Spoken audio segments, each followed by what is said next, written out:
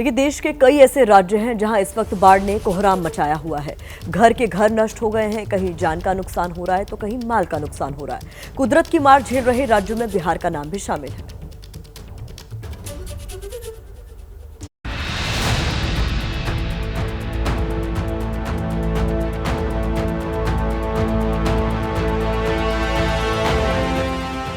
ये बिहार के दरभंगा जिले का हाल है, जहां दर्जनों गांव बागमती नदी के उफान के चलते बर्बाद हो गए।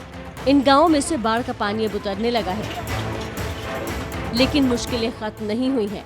घरों में पानी भरा हुआ है, लोग सीने तक भरे पानी में डूबे हुए हैं। खेत हो या घर, दोनों में किसी तरह का अंतर नहीं रह गया है, क्योंकि हर जगह पानी ने अतिक्रमण कर लिया है। एबीपी न्यूज संवाददाता निधि श्री इन गांवों का हाल लेने पहुंची तो परेशानी और मुश्किलें कैमरे में कैद हो गई। जब आप दरभंगा जिले के इस हनुमान नगर ब्लॉक में पहुंचेंगे तो आपको तबाही के ऐसे निशान दिखाई देंगे, जहां पर सरकार से सवाल करने के लिए, सरकार के लिए गुस्सा करने के लिए ये तमाम महिलाएं आपको दिखाई देंगी। ये जिनका घर है, परिवार का मुखिया घर में नहीं है, लेकिन आपको सिर्फ मकड़ी के जाल दिखाई दे रहे होंगे, क्योंकि बाढ़ आई, इनका घर ढह गया।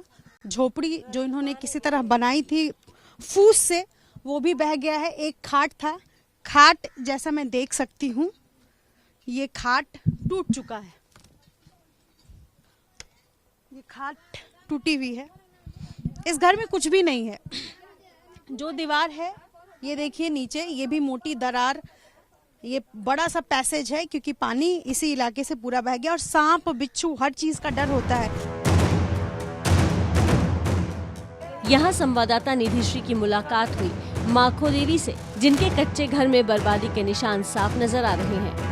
ये एक बाढ़ पीड़ित परिवार का आप घर देख रहे हैं। इस तरीके से मिट्टी जो है वो हो जाता है, क्योंकि ये पूरी की पूरी मिट्टी जो है वो गीली होती है। बाढ़ का पानी निकल जाने के बाद भी मिट्टी गीली और ये धीरे धीरे करके दरकने लगती है। और दूसरी तस्वीर देखिए, महिलाएं जो है वो चूल्हा को, चूंकि इनके पास गैस सिलेंडर नहीं है, मिट्टी का चूल्हा मैं देख सकती हूँ, लेकिन अब ये खाना बनाने लायक नहीं हो पाया है। ये खाना कैसे बनेगा भला? इसमें आप देखिए, इसमें खाना नहीं बन सकता है। और देखिए ऐसी ही तस्वीर हो जाता है जब बाढ़ का पानी आता है, तो इसको बनाने में फिर से दोबारा मेहनत लगेगी। इसके अलावा पीछे अगर आप दीवार का हिस्सा देखेंगे तो ये कभी भी भरभरा कर गिर सकता है। ये निकल चुका है, क्योंकि यहाँ पर पूरा मिट्टी होता है। इनके पास घर बनाने के पर्याप्त साधन नहीं होते हैं, लिहाजा ये लोग इसी तरीके से घर बनाते हैं। और ये जो हिस्सा है पूरा मिट्टी यहाँ दरक चुका है। माखो देवी का कहना है कि बाढ़ के बाद इतनी परेशानी हुई कि बहू को मायके भेजना पड़ा। रहे के व्यवस्था नहीं, दूसरा गाँव में पन्नी ओढ़ के वार्ड पन्नी तक नहीं गुदै तो पक्का पर चाहता, दूसरा पक्का पर तो बड़ा निमन लगे है देखे में। ऊपर धूप लिया वर्षा, वही पक्का पर समय काट कर हम सब गुजारा काट कर रहे छी। ये इनका एकमात्र कमरा है और चूंकि ये फिलहाल रो, अब चुप हो जाइए। ये इनका एक घर है, चूंकि इनके घर से पानी निकल गया है, लेकिन पानी जाने से परिवार की तकलीफें कम नहीं होती हैं, दुख कम नहीं होता है। आंखों से बरस रहे ये आंसू इंसान की लाचारी का नमूना पेश कर रहे हैं। कुछ ऐसा ही हाल रीना देवी के घर का भी है। परिवारों के पास चूंकि इतने पैसे नहीं होते हैं कि ये पक्का का मकान बना सके, मिट्टी का घर हर साल बनाते हैं और इसी तरह बाढ़ आती है और निशान छोड़ जाती है। क्या है? कितना आटा है? यही देखो, आटे में कैसे चलेगा काम? अब कैसे चलेगा? जैसे छोटा छोटा बच्चा है, 3 बच्चे है, 3 प्राणी है, बनाता है रोटी चावल, रोटी बनाई है, वही रोटी रात में खाएगी, वही रोटी फिर कल होगी तो फिर कल बनेगी। देखो यार, आलू के सब्जी है, यही बना के खाता है। क्या खा?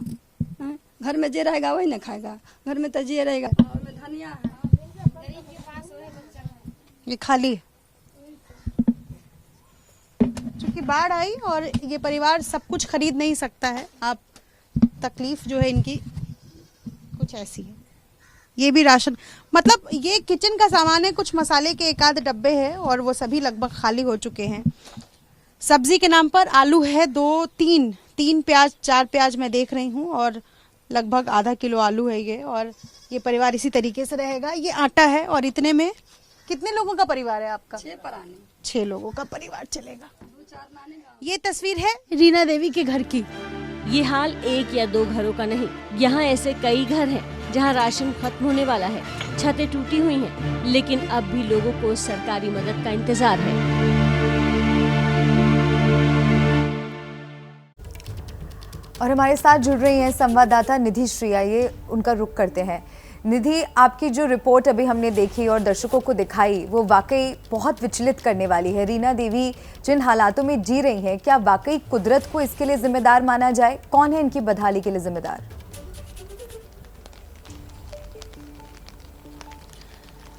देखिए मल्लिका, कि सबसे ज़्यादा इन इलाकों में जो गरीब परिवार है, जो हर साल राशन, घर, हर साल उसको घर बनाना पड़ता है, राशन का इंतज़ाम करना पड़ता है बाढ़ के इलाके में, तो वो उसके पास इतने आर्थिक मदद नहीं मिल पाती है। हाँ, ये ज़रूर है कि सरकार की तरफ से कोशिशें की जा रही हैं, लेकिन वो पर्याप्त नहीं होती है। जैसे हमने रीना देवी की कहानी दिखाई, माको देवी की कहानी दिखाई, दरभंगा का कुशेश्वर स्थान या उसके आसपास के जितने इलाके हैं वो सबसे ज़्यादा पानी में घिरे होते हैं, चारों तरफ पानी होता है। ऐसे में प्रशासन का कोई अधिकारी या कोई वहाँ तक पहुँच भी नहीं पाता, और उस इलाके में तो नाव तक लोगों को इंतज़ाम नहीं किया गया है। लोग खुद से छोटी नावें बनाकर एक जगह से दूसरी जगह जाते हैं। तो मैं ये पूरी तरह नहीं कह सकती कि प्रशासन की ही गलती है। कई बार ऐसा होता है कि वहाँ तक जानकारी नहीं पहुँच पाती, लेकिन ये ज़रूर है कि एक जिम्मेदारी के तहत एक एक घर कहाँ कौन कौन लोग फंसे हुए हैं, ना सिर्फ उनको रेस्क्यू कराने भर तक, बल्कि उनको क्या खाने पीने की सरकारी मदद पहुँच पाई है, क्या कुछ इंतज़ाम हो पाया है, ये ज़रूर किया जा सकता है। और उसमें कमी जो है वो देखी जा रही है।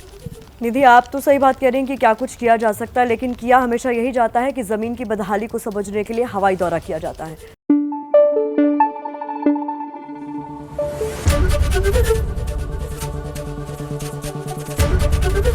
एबीपी न्यूज आपको रखे आगे।